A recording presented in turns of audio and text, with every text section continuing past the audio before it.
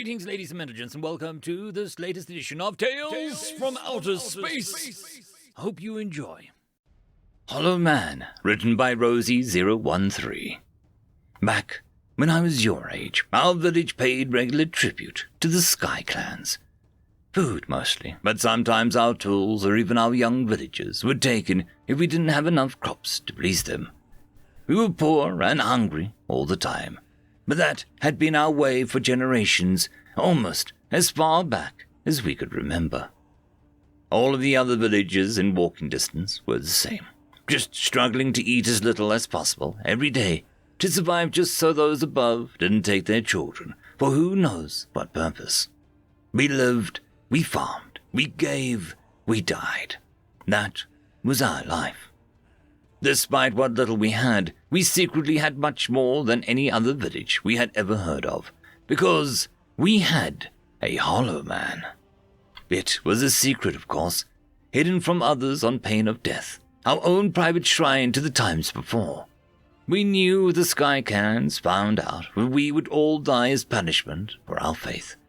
Our people's stories tell us that we used to worship the Hollow Man we found when the Sky Tribes first brought us these lands.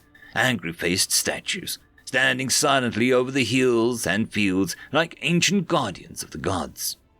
Some of them had damaged by the ravages of time, revealing cavities within, hence our name for them. We built temples around where they stood, sometimes in rows, sometimes in outward-facing circles, and piled offerings at their feet in hopes of gaining the gods' attention. At first, the Sky Clans took no notice, but as they took more and more each passing season, they eventually grew jealous of the attention we gave the Hollow Mans. They tore down the temples and killed the priests. They carved up the Hollow Mans and took them away, telling us that the old gods were dead and it was them who deserved our tribute. Soon, there was no Hollow Man left, except, by a quirk of chance, ours. You see, the Hollow Man were always found in grassy plains or the tops of rolling hills that dot our homelands. Yet ours was not. Our village is the closest to the southern forest, and in rare times between farm work, some of the village males would go to cut wood for trade, or making frames for homes. It was there that we found the lone Hollow Man, hidden in the gloom beneath the canopy. Nobody knows how it had gotten there, so ancient that perhaps it was there before even the forest, and simply refused to yield to the tree's advance. Our elder at the time was wise, and recalling the fate of the others, ordered the Hollow Man covered with tent cloth that none outsider of our village was to learn of its existence on pain of death. We feared the other villages or clans would trade our secrets to the Sky Clans to save their own young, you see. Eventually, it became our clan's tradition to risk visiting our Hollow Man to make an offering whenever an important decision was made in the village, never taking the same route twice to avoid our feet wearing a marked path to its location. Life went on for many seasons more, until eventually something unexpected happened. The Sky Tribes came to stay. Not with us, of course. They would never lower themselves to be around us lowly farmers longer than necessary. They landed their boats in the dry lands beyond the mountains where no clans farmed, and loudly built their giant metal and light hive houses. We were terrified, of course. Did this mean that they were not satisfied with the tributes we paid them? Were they going to take even more now that they were here to stay all season round? With too many questions and so few answers, the decision was made for our village to make an offering to the Hollow Man for guidance and protection. Our elder had grown too frail to make the journey, so it was up to her assistant to place the offering. Me.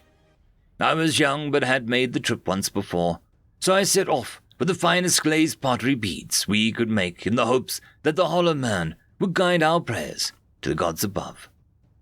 I was nearly there when I came across an unknown animal staggering through the forest, weirdly gangly and loudly wheezing from exertion. It was so inattentive it could have walked right by me without noticing, and in my fear of the new creature, I almost hid out of reflex. But luck betrayed me. I must have given myself away somehow, for it snapped its head up to stare right at me. I saw fear and pain on its emaciated face, but more than that, I saw intelligence in its eyes. Whatever it wasn't an animal, but a person. It didn't resemble any of the proud, arrogant sky people who forced tribute from us, and it was most certainly not another villager. In the darkness beneath the trees, I realized I'd mistaken its grimy rags for part of its hide. It barked something unintelligible, clearly fearful of me. After a short exchange between us that only confirmed that neither of us understood one another, I cautiously approached and mimed eating. I had nothing with me, apart from the offering, of course. The fasting was supposed to be a part of the spirituality of the journey, not that the village could spare any food anyway. Getting nowhere, I made my polite excuses and left, careful not to turn my back on the strange stranger until I was out of sight. It tugged at my soul to leave such a pitiful being unaided, but I couldn't take it back to the village. We could barely feed ourselves, let alone outsiders. I would have to report its description to the elder in my return, so that the village was alert that it didn't try and steal any of the crops in the night. Our hollow man was right where my memory said it would be, its statuesque form obscured by the now weather-beaten tarp that covered it. Even out of sight, just being in its presence was exhilarating, like the air itself was on fire with energy of 100 lightning storms. I quickly removed the cover and knelt in front of it, praying for guidance and safety for my village. Once done, I wrapped the offering beads around the limbs so that they could be in contact with the hollow man, and by extension, our gods. It was time to cover up again when I realized my mistake. I spun around to find the strange stranger had followed me. Oh gods! I would have to kill them now. We couldn't afford for word of our hollow man to get out. The Skyclads would carve it up and haul it away, then kill the whole village for hiding the secret from them. I looked at the stranger, hoping that they would understand why I had to do this, but they weren't looking at me. They were staring at the hollow man, eyes wide. I rushed forward, hoping to make it quick for the poor stranger, but with unexpected swiftness was thrown on the ground in a heap instead. The stranger approached our hollow man and barked to it, and in the deepest of tones, the hollow man answered. It slowly shook itself free of decades of offerings and stretched out its arms welcomingly to embrace the stranger, and the scrawny being mirrored the gesture in return. Before my very eyes, it swallowed the stranger, filling its void within with a living sacrifice. Thus empowered, it stepped one pace forwards, the furthest any hollow man had ever moved under its own power in recorded memory. It turned its head to focus on me, still sprawled in the dirt, and it took me a moment to realize that I should prostrate myself before this emissary of faith, the living hollow man. It slowly bent forwards to me, and in a fit of panic, I thought that it would consume me too. But instead, it picked up my discarded offering from amongst the others and looped it around one wrist. The hollow man then stood tall and marched away into the forest, towards the distant mountains. That was the last time anyone in the village ever saw it. I don't remember exactly what happened right afterwards. I cried in fear and confusion and panic and relief until I fell asleep right where I sat. When I woke, it was to a villager sent to locate me, for I was overdue to return by almost a full day. I was saving my tale for the elder, but the villager told me of the collapsing of the Sky Tribe's hive houses and the small but mighty storm that blew them all down. He told of the rising sky wagons fleeing their destroyed homes, not to cross the lands and bother us, but to ascend forever upwards.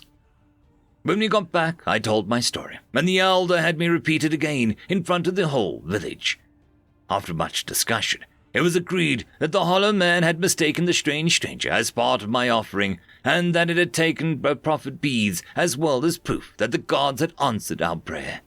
No one had known that the hollow man's did accept life sacrifice, but equally everyone was at least a little pleased that it hadn't taken me or someone else from our village. The next seasons were tense. Everyone kept stockpiling food in case the Sky Tribes came to collect, but they never did. Eventually, a brave individual from another village crossed the mountains, finally to find metal ruins on the wasted landscape. It was confirmed The Sky Clans were gone. All the villagers celebrated, and without giving tribute, things quickly boomed into a time of plenty for our people. Our village celebrated the most of all. Unbeknownst to other villages, it was our efforts that made us safe from the tyranny of the Sky Clans, our faith in the old gods, our messenger who delivered us all, our Hollow Man. End of story. I would quickly like to thank the Tier 5 members, Marky, Cam Maxwell, Caspar Arnolds, Oakfield, Lord Azrakul, and it's difficult to pronounce. Thank you very much.